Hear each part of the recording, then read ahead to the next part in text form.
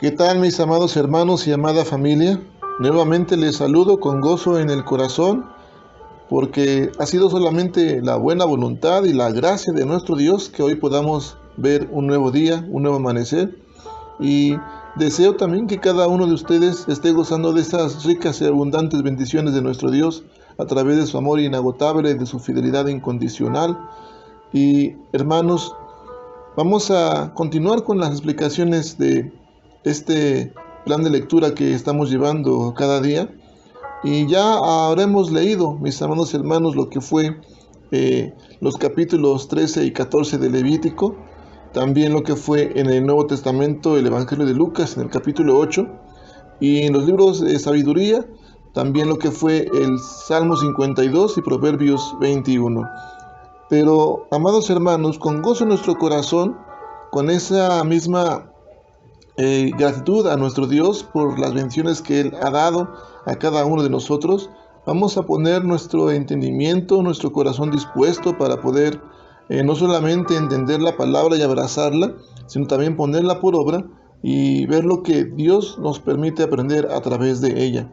Así que, hermanos, en esta ocasión estaremos viendo el Antiguo Testamento para ver qué es lo que podemos aprender de la palabra de Dios, y que sea su Santo Espíritu dirigiéndonos a cada uno de nosotros para poder agradarle a Dios a través de poner por obra lo que Dios nos está enseñando en su palabra. Y hermanos, estos capítulos que ya hemos leído, o que ya usted habrá leído en el libro de Levítico, los capítulos 13 y 14, estos capítulos, hermanos, contienen las leyes de Dios, esto con respecto a las enfermedades inmundas, aquellas que tenían que ver con la piel y que se conocen como enfermedad o infección de lepra. Y los médicos modernos reconocen aquí los síntomas de varias quejas modernas. Pero, hermanos, también algo importante a recordar. Debemos de recordar que la clasificación bíblica se basa principalmente, hermanos, en consideraciones espirituales más que higiénicas o que médicas. El principio clave para identificar una enfermedad de la piel como impura era si la piel parecía estar pudriéndose, lo que sugiere el principio espiritual de la muerte. Es decir, hermanos, las llagas abiertas equivalían a impurezas, pero cuando tenía brotado todo el cuerpo, no lo era así. Las condiciones estables eran de alguna manera limpias, pero las deteriorantes eran inmundas. Principios similares aplicados al diagnóstico de contaminación en la ropa o en el moho progresivo eran inmundos también, pero los que eran estables, los que se mantenían sin progreso, estaban limpios. Ahora, aquí, hermanos, lo que se está resaltando es la estrecha asociación de la inmundicia con la muerte, y es lo que se va a mostrar, hermanos, en esta parte de la escritura. Ahora, si nos fijamos, hermanos, la persona afectada por esta enfermedad grave de la piel se comportaba como alguien que estuviera de luto. Su cabello en su cabeza tenía que estar a descubierto. Era excluido del campamento, pero aquí quisiera que pusiera un poco de atención, hermanos, en esto, porque él era excluido del campamento no por proteger la salud de Israel o de los demás, sino porque Dios estaba en el campamento y la inmundicia, es decir, la muerte, debía separarse de la presencia de Dios, es decir, de esta parte de su presencia, porque recuerde que Dios es un ser santo. Ahora, hermanos, más adelante en el capítulo 14 vemos la parte de las ceremonias de la purificación. Y estas ceremonias realizadas por el sacerdote, hermanos, no iban a curar la enfermedad. Una persona enferma iba al sacerdote después de haber sido sanada. La tarea del sacerdote era hacer ceremonialmente limpia a la persona que, debido a su inmundicia, había sido excluida del campamento, de su pueblo y de Dios. Y a través de estas limpiezas ceremoniales, que tienen lugar en 2 etapas por semanas, el individuo enfermo es restaurado a la comunión con Dios y con su pueblo. Ahora, hermanos, Estas ceremonias de purificación se dividen en dos etapas, o en aquella época se dividían en dos etapas, y lo podemos ver aquí. La primera etapa de la purificación o de limpieza tiene lugar fuera del campamento precisamente. El hombre se lava a sí mismo y su ropa y se afeita. Y se toman dos aves, la sangre de una se usa para purificar al hombre, la muerte de un ave representa el final de la vida anterior del hombre fuera del campamento, y el vuelo de la otra hacia la libertad representa su liberación de los efectos de esta enfermedad que había padecido. Entonces el hombre puede entrar al campamento de nuevo. Eso era en la primera etapa. Esto usted lo podrá ver en el capítulo 14 de Levítico, de los versículos 3 al versículo 8, al cual les voy a dar lectura en esta parte de la Biblia, en Biblia de las Américas. Y dice: el Señor habló a Moisés diciendo: esta era la ley del leproso en los días de su purificación, será llevado al sacerdote. Versículo 1 y 2 del 14. Y versículo 3 dice: y el sacerdote saldrá fuera del campamento, el sacerdote lo examinará, y si la infección ha sido sanada en el leproso, el sacerdote mandará tomar 2 avecillas vivas y limpias, madera de cedro, un cordón de escarlata e hisopo para el que ha de ser purificado, y después el sacerdote mandará degollar una de las avecillas en una vasija de barro sobre agua corriente. En cuanto a la avecilla viva, la tomará junto con la madera de cedro, el cordón escarlata y el hisopo, y los mojará junto con la avecilla viva en la sangre del ave muerta sobre el limpio, y soltará al ave viva en campo abierto. Versículo siguiente dice: luego el que ha de ser purificado lavará su ropa, se rasurará todo el cabello, se bañará en agua y quedará limpio. Después podrá entrar al campamento, pero por 7 días permanecerá fuera de su tienda. Eso es lo que dice esta parte de la Escritura. Ahora, hermanos, la segunda etapa, en esta segunda etapa de limpieza o de purificación, el israelita regresa a la plena comunión con Dios. Las ceremonias aquí, hermanos, se parecen a la consagración del sacerdote, lo que hemos visto en la semana anterior, en el capítulo 8 del Levítico.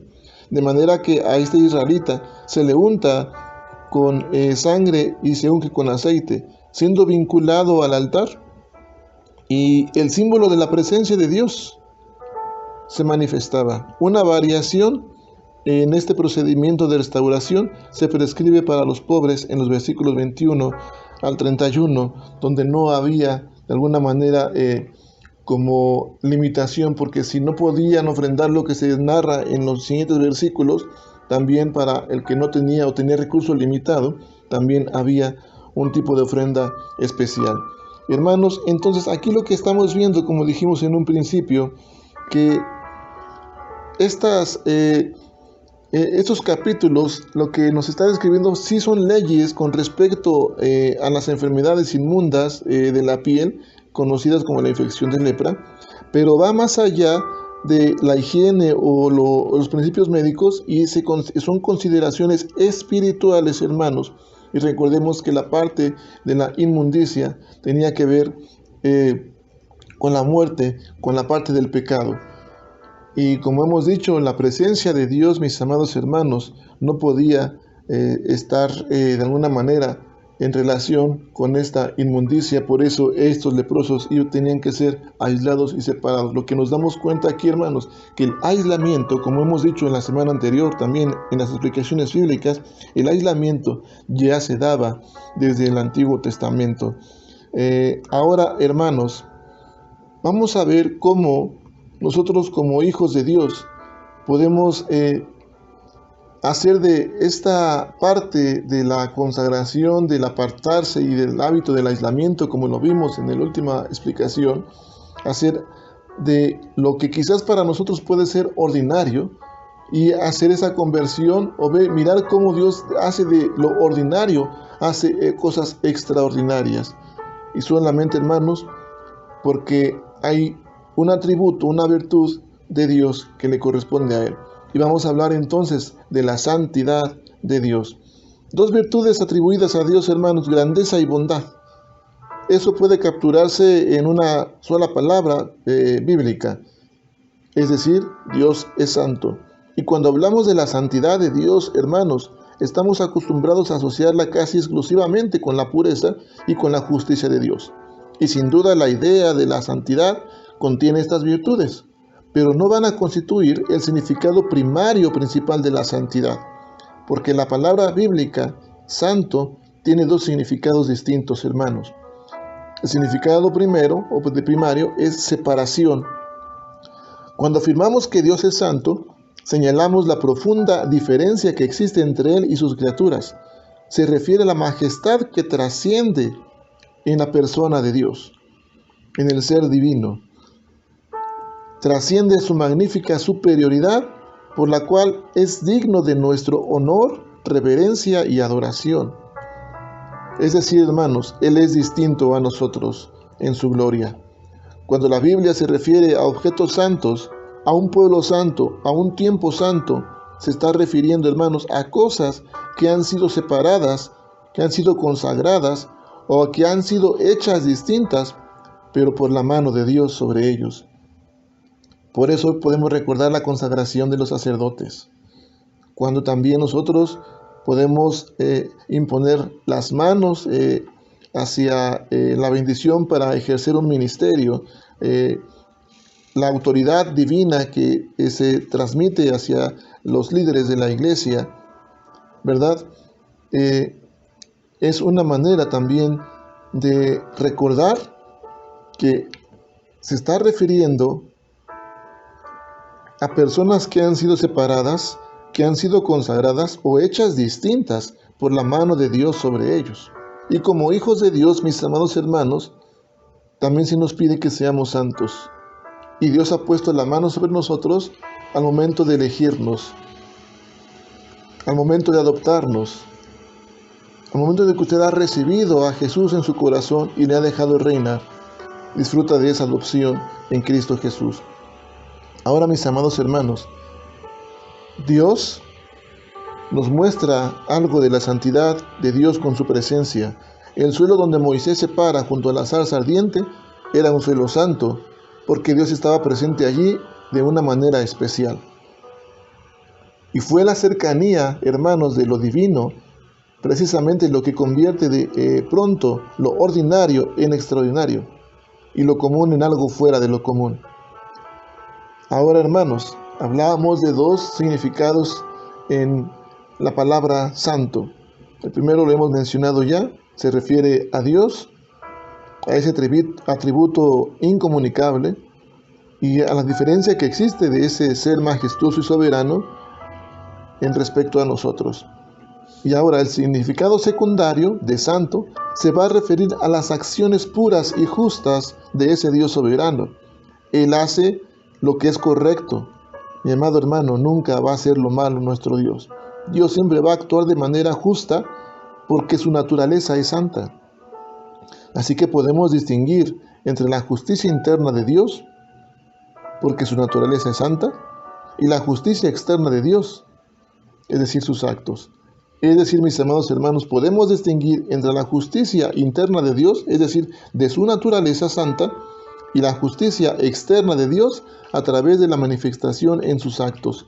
Y puesto que Dios es santo, hermanos,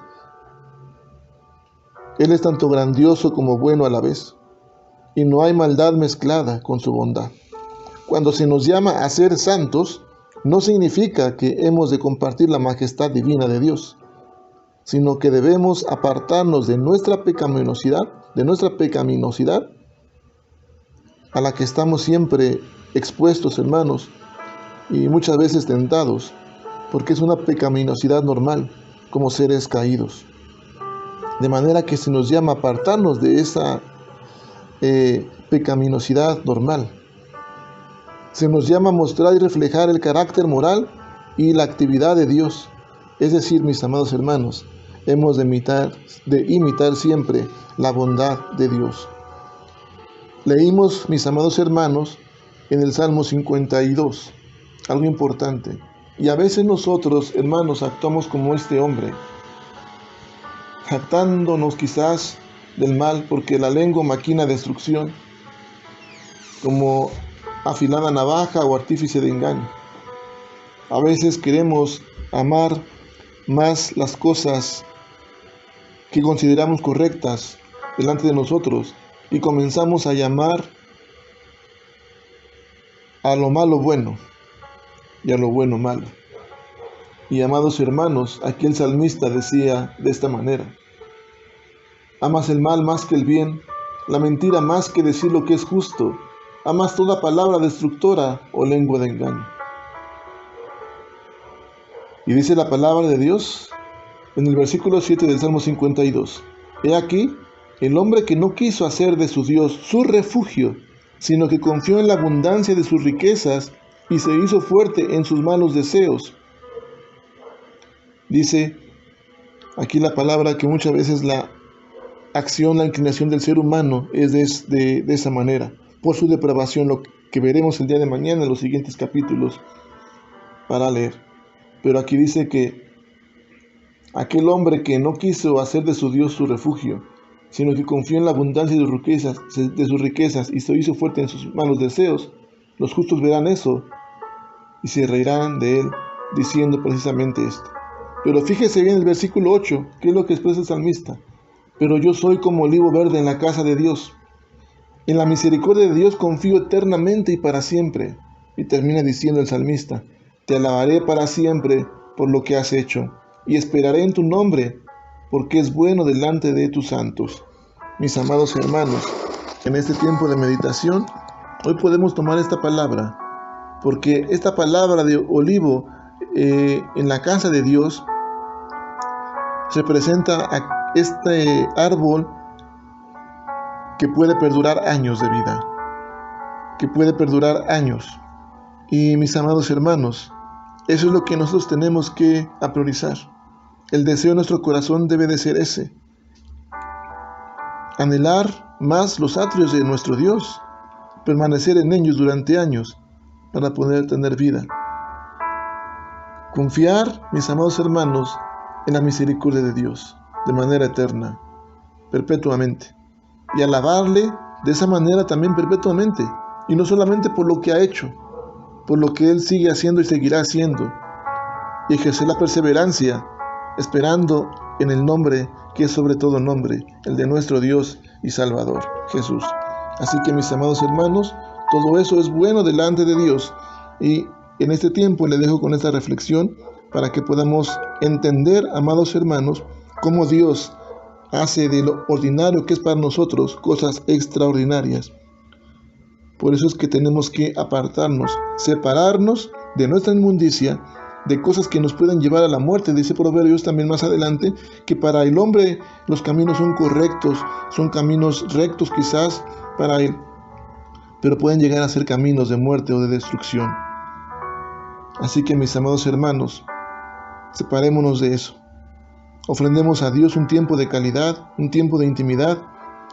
Y también, mis amados hermanos, en esta hora aprendamos a aplicar en la vida diaria la santidad de Dios. Diferenciar los dos aspectos o significados de la santidad o de este ser santo con lo que respecta a nosotros, como nos pide ser también santos e imitar su bondad. Así que en este tiempo, hermanos, hemos escuchado la reflexión de este día y le dejo con esta reflexión para que podamos nosotros entender la palabra de Dios, abrazarla y ponerla por obra. Que la bendición de nuestro Dios, mis amados hermanos, que la gracia y la paz de Jesucristo siempre sea con usted y con su familia, y que el Santo Espíritu de Dios le dirija o nos dirija también para poder agradarle a Dios en toda nuestra manera de vivir. Mis amados hermanos, y el día de mañana, Dios así lo permite, podamos compartir una reflexión más y aprender más acerca de su palabra, crecer en gracia y en conocimiento delante de nuestro Dios. Le envío un fuerte abrazo, saludos a su familia, y que la bendición de nuestro Dios sea siempre para usted y su familia de generación en generación. Un fuerte abrazo, hermanos, Dios les bendiga a todos.